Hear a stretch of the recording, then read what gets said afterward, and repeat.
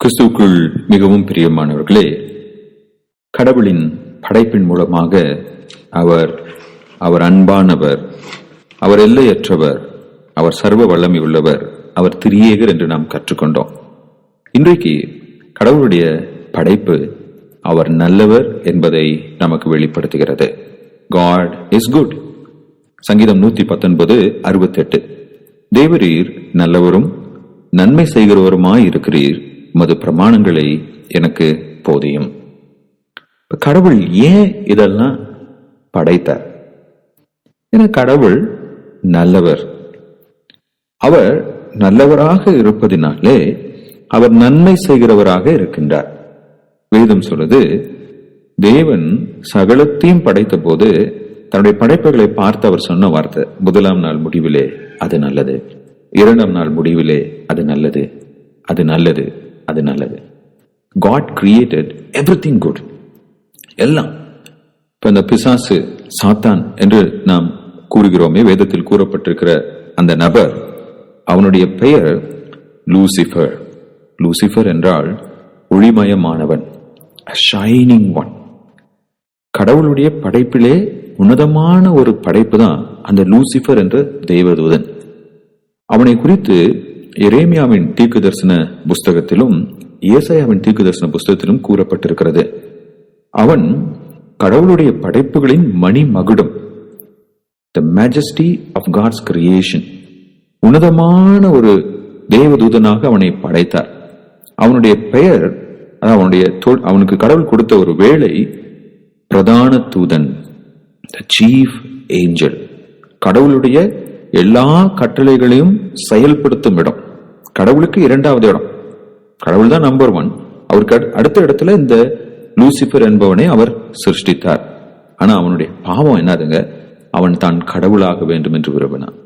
ஏசாயா 14 நான் உன்னதமானவருக்கு இணையாவேன், அவருடைய சிங்காசனத்திற்கு மேலாக என்னுடைய சிங்காசனத்தை உயர்த்துவேன். என்னுடைய மகனுக்கு சிறு பிராயம் இருக்கும், ஒரு 4-5 வயசு இருக்கிறப்போ அவனும் நானும் விளையாட்ட சண்டை போடுவோம். அவன் எப்போதும் என்ன நினைப்பானா, எப்படியாவது அப்பாவை நான் பீட் பண்ணிடணும். அதே மாதிரிதான் இந்த லூசிபர் கடவுளுக்கு மேல வரணும். He want to beat God. He want to be greater than God. அதான் அவனுடைய பாவம். ஆனால் படைப்பு ஒரு நாளும் படைத்தவருக்கு நிகராகாது. ஆகையினால் அவன் தள்ளப்பட்டான். இன்னைக்கு இந்த உலகத்தில் இருக்கிற சகல தீமைகளுக்கும் பாவங்களுக்கும் காரணனாய் அந்த லூசிபர் இருக்கிறான். இன்னைக்கும் எப்படியாவது மனிதனையும் சிருஷ்டிப்பையும் கடவுளத்திலிருந்து விளக்கணும், கடவுளுக்கு எதிராக அவர்களை செயல்பட வைக்கணும் என்பதுதான் அவனுடைய நோக்கம். தேவன் நல்லவராக இருந்ததினாலே எல்லாவற்றையும் நன்மையாக சிருஷ்டித்தார். அந்த நன்மை நிறைந்த தேவனை நாம் சார்ந்து கொள்ளவில்லை என்றால் நம்முடைய வாழ்க்கையிலிருந்து தீமை தாங்க வெளிப்படும். கடவுளை விட்டு ஒருத்தன் பிரிந்து போறப்போ அவனுடைய வாழ்க்கையில் அவன் எவ்வளவு நல்ல காரியங்கள் செய்தாலும், அவனுக்கு எவ்வளவு நல்ல குணங்கள் இருந்தாலும், அடிப்படையாக அவனுக்குள்ளாக பாவம் இருப்பதினாலே அந்த நன்மைகளுக்குள்ளாக ஒரு பாவம் நிறைந்ததாக காணப்படும். ஆனால் இந்த படைப்பு எதை காண்பிக்குது? God is good. அவர் நல்லவராக இருப்பதனாலே இவற்றை எல்லாம் சிருஷ்டித்தார்.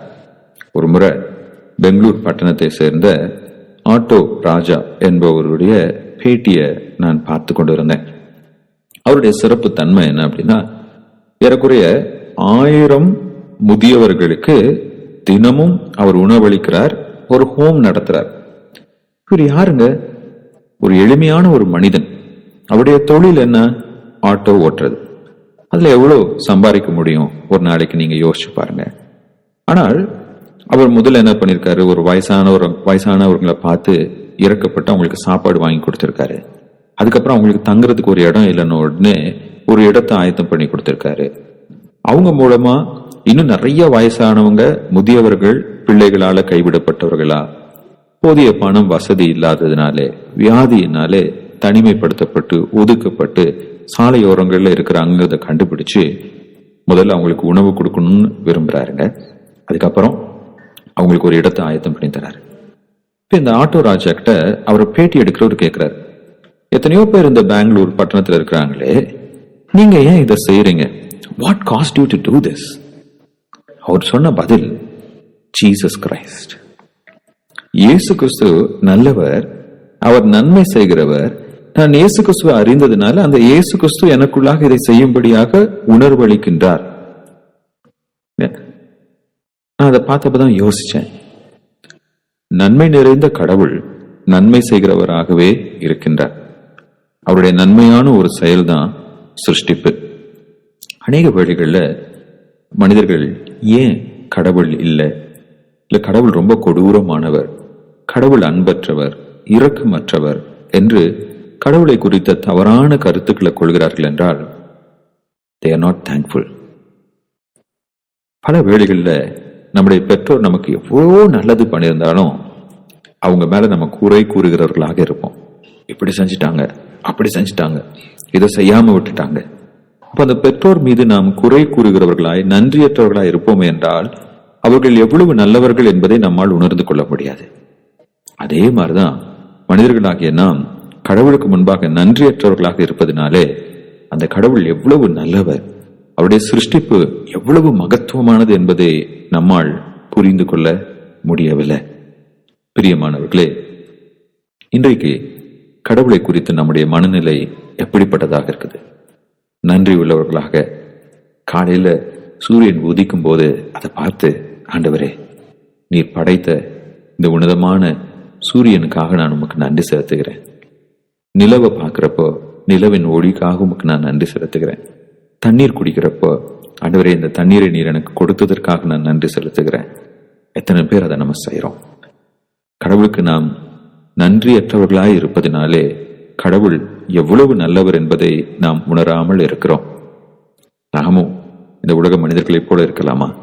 அந்த நன்மை நிறைந்த கடவுளை நினைத்து நாள்தோறும் ஸ்தோத்திரிக்கிறவர்களாய் வாழ அவர் நமக்கு அருள் புரிவாராக. ஆமென்.